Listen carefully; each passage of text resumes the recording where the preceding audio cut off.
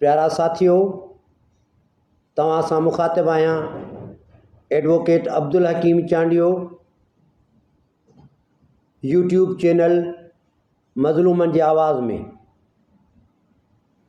साथियों, तव्हां सां मुख़्तलिफ़ ॾींहंनि ते मुख़्तलिफ़ मौज़ूअनि ते ॻाल्हि ॿोल थींदी रहंदी आहे। अॼु मूसा अलैहिस्सलाम जे क़ौम मूसा अलैहिस्सलाम खे चयो त तमामु घणो अरसो गुज़री चुको आहे, असांजो माल मरी वियो, पाणी पीअण लाइ कोन्हे, फ़सुल तबाह थी विया, बरसाति कोन थी पवे। तव्हां तूर सीना जबल ते वेंदा आहियो, ख़ालिक़े काइनात सां मुलाक़ात कंदा आहियो, अल्लाह तबारक व तआला तव्हां सां ॻाल्हाईंदो आहे, तव्हां कलीमुल्लाह आहियो। तव्हां तूर सीना जबल ते वञो ऐं महिरबानी करे रबे काइनात खां पुछो त बरसाति छो नथी पवे, असांजा इलाइक़ा तबाह थी विया, फ़सुल तबाह थी विया, माल मरी वियो। हज़रत मूसा अलैहिस्सलाम तूर सीना जबल ते वियो ऐं उते ख़ुदा सां मुखातिब थींदे चयईं त रबे काइनात, मुंहिंजी क़ौम ते बरसाति कोन थी पवे ऐं फ़सुल तबाह थी विया, माल तबाह थी वियो। बरसाति जे न पवण जा सबब ॿुधायो। रबे काइनात फरमायो त तुंहिंजी क़ौम में हिकिड़ो मुजरिम माण्हू आया जेको तमामु गुनहगार आहे, एतिरा गुनाह कया अथई, जेसि ताईं इहो माण्हू हिते हूंदो बरसाति न पवंदी।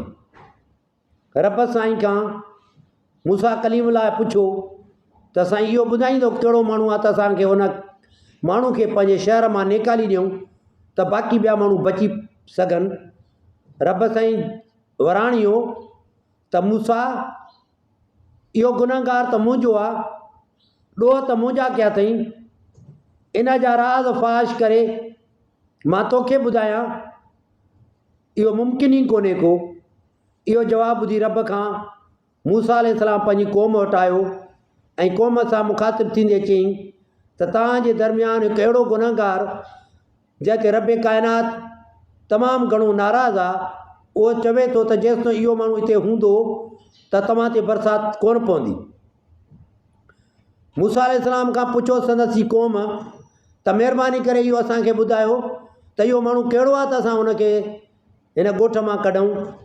मूसा अलैहिस्सलाम हुननि खे चयो त हीउ माण्हू जिते तव्हां वेठा आहियो उहो माण्हू बि हिते ई आहे ऐं तव्हांजी महफ़िल में आहे, ऐं जंहिं वक़्तु उहो माण्हू उथंदो त बरसाति पवणु शुरू थींदी। सभु माण्हू इंतज़ार में हुया त ॾिसूं त इहो माण्हू जेको तमामु घणो ख़ुदा पाक जो गुनहगार आहे, उहो केॾी महिल थो उथे ऐं बरसाति पवे। साथियो, नहन अक़रब इलैहि मिन हबिलिल वरीद, नहन अक़रब इलैहि मिन हबिलिल वरीद, मां अल्लाह तव्हांजे साह जे रॻुनि खां वेझो आहियां। हिकु अखियुनि सां रोअणु थींदो आहे, ॿियो दिलि सां रोअणु थींदो आहे। अखियुनि जे रोअण में अखियुनि में ॻोढ़ा ईंदा आहिनि, दिलि जे रोअण सां अखियुनि में ॻोढ़ा कोन ईंदा आहिनि, पर दिलि तमामु घणी रंजीदा हूंदी आहे, घणी उदास हूंदी आहे ऐं उहा घणो रोअंदी आहे। उहो माण्हू उन महफ़िल में वेठो हुयो, रब खे अर्ज़ु कयईं त रब, मां गुनहगार तुंहिंजो आहियां ऐं मां ॾोह महसूसु थो कयां, सम्झां थो मुंहिंजो ऐब ज़ाहिर न कजांइ। जेकॾहिं मां मरी वियुसि त मुंहिंजे औलाद खे बि हितां जा माण्हू ताना ई मेणा ॾींदा त तव्हांजो पीउ उहो हुयो जो असांजे सॼे ॻोठ जो माल मरी वियो, फ़सुल तबाह थी विया, माण्हू उञ मरी विया, तव्हांजे पीउ हेॾा गुनाह कया हुया जो ख़ुदा जी बरसाति न पई पए। रब, मुंहिंजे ऐबनि खे लिकाइजांइ, मुंहिंजे ऐबनि खे ज़ाहिर न कजांइ, मूंखे गुनाह माफ़ु कर। ॿाहूं ॿधी रबे काइनात जे अॻियां ज़ाहिरी तौर ते न, पर अंदरि ई अंदरि में रुनो बि ऐं निवड़त आजिज़ी इंकिसारी सां ख़ालिक़े काइनात खे अर्ज़ु कयईं। रब साईं हुनजो अर्ज़ु क़बूलु कयो। उन वक़्तु ई जुड़ थियो, मींहुं वसणु शुरू थियो, को माण्हू ॿाहिरि न निकितो।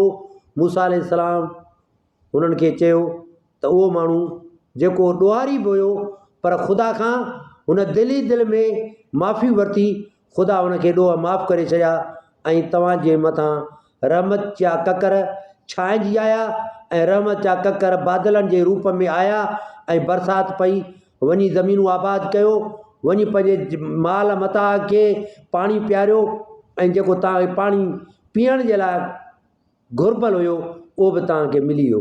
उन जे करे मोहतरम साथियो, अलाह तबारक ताला राज़ी थिए ऐं अलाह तबारक ताला हर माण्हू जो ऐब ऐं सवाब जेके आहिनि उहे अहिड़ी तरह ते ढकींदो आहे जीअं मूसा अलैहिस्सलाम जी क़ौम जा ढकिया हुई।